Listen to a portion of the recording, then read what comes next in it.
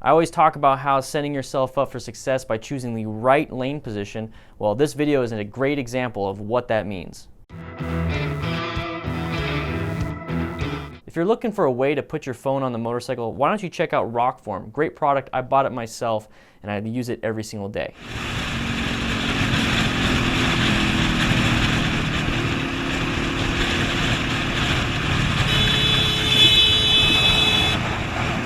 Wow, those really good evasive maneuvers and a perfect example of what I'm trying to tell you guys. Set yourself up for success. Make sure that you have a really good line of sight, which he has right here. He can see really far. He can see every single car, and it's great. And he's also in a really good position. He's in lane position 3 in this lane right here.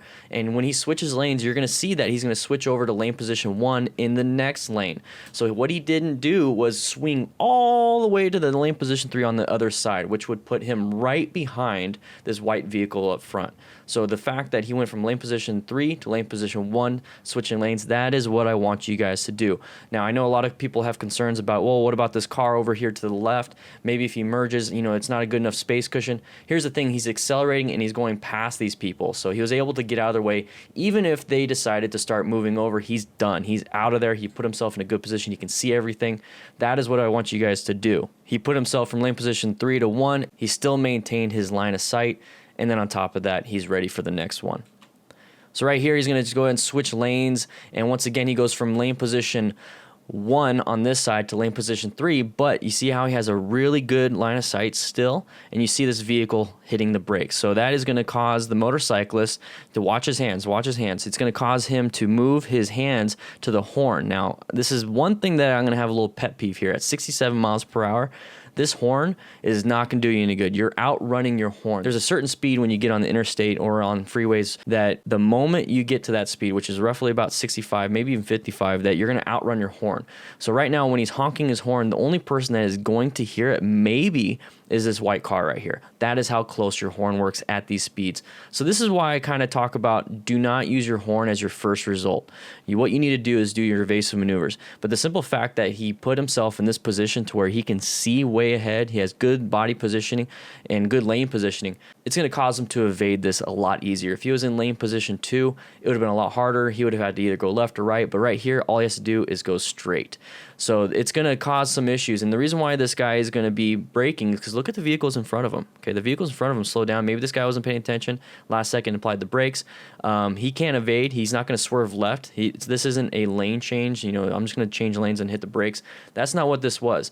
This was the vehicles up front of him slowing down, stopping, and he wasn't paying attention. He hit the brakes, and he is going to start moving, trying to figure out what he can do for his own escape path. But the motorcyclist behind him has to make sure that he's going to get out of the way. So a quick lane filter, quick little swerve. The vehicle to the right moved out of the way because he also saw this vehicle starting to creep into his lane. So if we go back, you see how the vehicle is in the center. Let's say he's in lane position 2 as a car. And then all of a sudden he's going to swerve to the right. It's going to cause the vehicle to the right to move. So that vehicle is paying attention to that vehicle, sees him, moves a little bit. Everybody kind of just moves out of the way, and this was really good. So swerving in this situation is the best thing he could have done. If he applied the brakes, he would have either panic broke and fell down at 67 miles per hour, or he would have slid right into the back of that vehicle. Okay, so this is where you really need to choose your evasive maneuver. Search, evaluate, execute. Okay, he searched and saw this vehicle. He evaluated that there's no way he's going to apply the brakes in time. So what he did was executed an evasive maneuver to get out of the way. So guys, if you want to get some more training and you want to learn how to do this on your own and you can't afford a class or anything, I got some free training over here at motorcycleridingtips.com. You're going to scroll down, go to the free training portion, and it's going to take you to my website, and you're going to learn a lot. And if you want to help support the channel, make sure you join Patreon. Patreon is a wonderful platform that allows me to continue doing what I'm doing, and then you get behind the scenes and you get a bunch of stuff. Today specifically, I know this video is going to go out a little bit later, I'm having a Patreon meeting. This is where we decide where the channel is going, and you guys are going to be very involved, and that's what I love about this. All right, with that said, I hope you guys ride safe, be safe, and I'll see you around.